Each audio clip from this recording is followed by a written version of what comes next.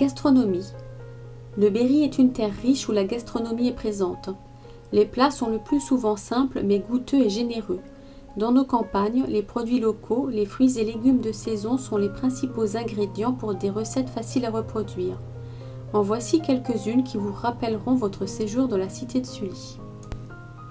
Trempé au vin et trempé au lait. Version chaude. 250 g de pain rassis ou grillé, du sucre, 75 cl de vin rouge, 75 cl d'eau. Portez le mélange vin-eau à ébullition avant d'y plonger le pain coupé en tranches et en gros dés. Sucré selon votre goût, laissez mijoter à feu doux avant de déguster. Version froide. Mélangez de l'eau et du vin selon votre goût. Plus le trempé est riche en vin, plus son goût sera prononcé. Y ajouter du pain rassis coupé en gros dés. Mettre à refroidir. Se consomme bien frais les jours d'été.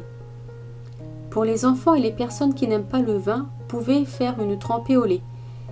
Prendre du lait de ferme, y ajouter du pain rassis coupé en dés et mettre au frais. Se consomme bien froid. Pâté aux pommes de terre. Pour cette recette, il vous faut 2 pâtes feuilletées, 5 ou 6 pommes de terre, 50 g de beurre, 20 cl de crème fraîche, un œuf, du sel, du poivre, de l'échalote et du persil. Dans un saladier, coupez les pommes de terre en rondelles fines, salées, poivrées. Hachez et ajoutez l'échalote et le persil. Mélangez le tout. Mettre une pâte feuilletée dans un moule à tarte. Garnir de pommes de terre et parsemer de noisettes de beurre. Recouvrir avec la deuxième pâte feuilletée. Souder les bords. Dorer le pâté avec le jaune d'œuf. Faire un trou au milieu pour évacuer les vapeurs. Cuire 40 minutes dans un four préchauffé à 180 degrés. Avant de servir, découper le chapeau et faire couler la crème fraîche sur les pommes de terre. Remettre le chapeau et servir. Coq au vin. Il vous faut un coq coupé en morceaux, une bouteille de vin rouge, 250 g de lardons, un bouquet garni, 2 carottes, un oignon. Faire revenir les lardons et l'oignon dans un peu de beurre. Les retirer et les remplacer par les morceaux de coq. Faire dorer pendant 10 minutes. Retirer les morceaux de coq. Saupoudrer le jus de cuisson d'un peu de farine. Mélanger. Laisser brunir, remuer, puis verser le vin tout en remuant. Ajouter le bouquet garni, les carottes, l'oignon, les lardons et enfin les morceaux de coq. Porter à ébullition, puis laisser mijoter à feu doux et à couvert pendant 2 heures à 2 heures et demie.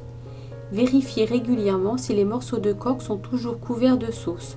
Dans le cas contraire, complétez avec de l'eau. Chancio. Prenez 250 g de farine, 3 œufs, 35 cl de lait, une pincée de sel, 50 g de beurre, 50 g de sucre et 3 pommes. Mettre la farine dans un saladier. Creuser une fontaine. Casser les œufs dans cette fontaine. Ajouter le sucre et le sel. Mélanger. Ajouter le lait par petites quantités sans cesser de remuer pour obtenir une pâte à crêpes épaisse mais lisse. Éplucher les pommes et les couper en tranches fines. Faire chauffer un peu de beurre dans une poêle et faire dorer les lamelles de pommes. Lorsque les pommes sont bien dorées, les répartir dans la poêle puis verser la pâte dessus. Faire cuire 10 minutes environ à feu doux. Avec une grande assiette, renverser le chancio et faire cuire l'autre côté. Lorsqu'il est cuit, déposer le chancio dans un plat de service, saupoudrer de sucre et servir. Pain perdu. Il vous faut du pain ou de la brioche rassis, du lait, 1 ou 2 œufs, du sucre et du beurre. Coupez le pain rassis en tranches de 2 cm d'épaisseur. Faire tremper le pain rassis dans le lait froid jusqu'à ce qu'il soit bien imbibé. Pendant ce temps, battre les œufs en omelette, faire fondre le beurre dans une poêle. Retirer le pain de dans le lait, le passer dans les œufs battus puis le déposer dans le beurre chaud. Faire cuire le pain en le retournant jusqu'à ce que les deux côtés soient bien dorés.